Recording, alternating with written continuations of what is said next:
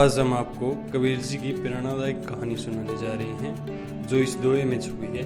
क्रोध अग्नि घर घर बढ़ी, जले सकल संसार, दीन लीन निज भगत, जो तिनके निकट उभार। इस दोहे पर आज एक हम आपको कबीर जी की कहानी सुनाते हैं। कबीर जी ने अपने शांत स्वभाव से बदला एक अहंकारी युवक का जीवन। संत कबीर जी अपनी जीविका चलाने के लिए सुत काट कर उससे कपड़ा बनाने का काम करते थे। वह बहुत ही विनम्र और शांत स्वभाव के व्यक्तित्व के स्वामी थे।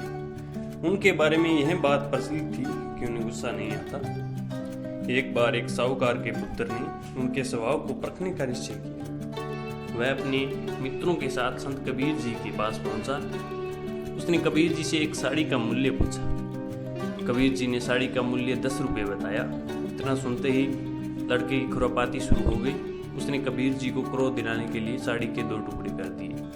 अब वह लड़का साड़ी का एक टुकड़ा हाथ में पकड़कर बोला कि मुझे केवल साड़ी का एक ही टुकड़ा चाहिए, बताओ आधी साड़ी का मूल्य क्या लोगे। कबीर जी ने विनम्रतापूर्वक कहा 5 रुपये। इतना सुनते ही लड़के ने इस बार फिर से आधी साड़ी के 2 भागों में बांटा और उसका मूल्य पूछा। कबीर जी ने फिर शांतिपूर्वक बोले कि अब इसका मूल्य केवल 2.5 रुपये है। लड़के का खेल चलता रहा और वह हर बार साड़ी के आगे टुकड़ों में बांटकर उसका मूल्य पूछता रहा और कबीर जी धैर्यपूर्वक मूल्य बताते रहे। अंत में लड़का कहने लगा कि मुझे अब साड़ी नहीं चाहिए क्योंकि यह टुकड़े मेरे किसी काम के नहीं आएंगे। कबीर जी ने शांत भाव से लड़के को उत्तर दिया कि वे टुकड़े अब तुम्हारे तो क्या किसी के काम नहीं आएंगे। लड़के को कबीर जी को अभी क्रोध न करते हुए देखकर अपने किए पर शर्मिंदा महसूस होने लगी। लड़के ने कबीर जी से कहा कि मैंने आपका नुकसान किया है, इसलिए मैं इस साड़ी का मूल्य चुकाना चाहता हूँ। कबीर जी कहने लगे जो साड़ी तुमने मुझसे खरीदी ही नहीं उसका मूल्य मैं तुमसे कैसे ले सकता हूँ। लड़का अमीर साहूकार का पुत्र था, इसलिए पैसे का घमंड दिखाते हुए बोला कि मैं तो धनी व्यक्ति हूँ, इसलिए इस साड़ी का मूल्य चुका भी दूंगा तो मेरे धन वैभव में कोई कमी नहीं आएगी। लेकिन तुम तो एक निर्दय जुलाए हो, तुम इतना नुकसान कैसे सहोगे। इस साड़ी के टुकड़े टुकड़े करके मैंने ही तो बर्बाद किया, इसलिए साड़ी का मूल्य मुझे ही चुकाना चाहिए। कबीर जी उसे समझाते हुए बोले कि तुमने जो इस साड़ी का जो नुकसान किया है उसका मूल्य देकर भी तुम उसकी भरपाई नहीं कर सकती। कबीर जी की बात सुनकर लड़का विस्मित होकर कबीर जी को देखने लगा। यह जुला क्या कह रहा है, वह मूल्य चुकाकर भी इस साड़ी के नुकसान की भरपाई नहीं कर सकती। कबीर जी ने उसे बताया कि जरा सोचो कि सबसे पहले किसान ने कितनी मेहनत से इस साड़ी के लिए प्रयोग होने वाली कपास को उगाया होगा। मेरी पत्नी फिर इस कपास को बीना और उसका सूत काता होगा, इसके बाद उसकी रंगाई की गई, उसके पसार उसे बुना गया है।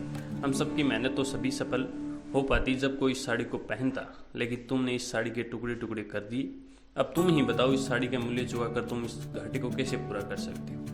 लड़के की इतनी उदंडता के पश्चात भी कबीर जी ने शांत और सौम्य सबर से उसे समझाया। अब लड़का शर्म से पानी पानी हो रहा था। वह कबीर जी के चरणों में गिरा और क्षमा मांगने लगा।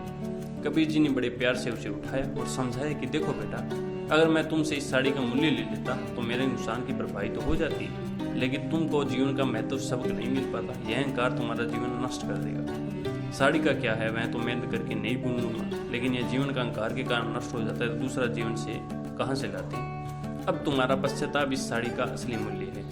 कबीर जी के इस विचार ने लड़के का जीवन पूर्णतः बदल दिया।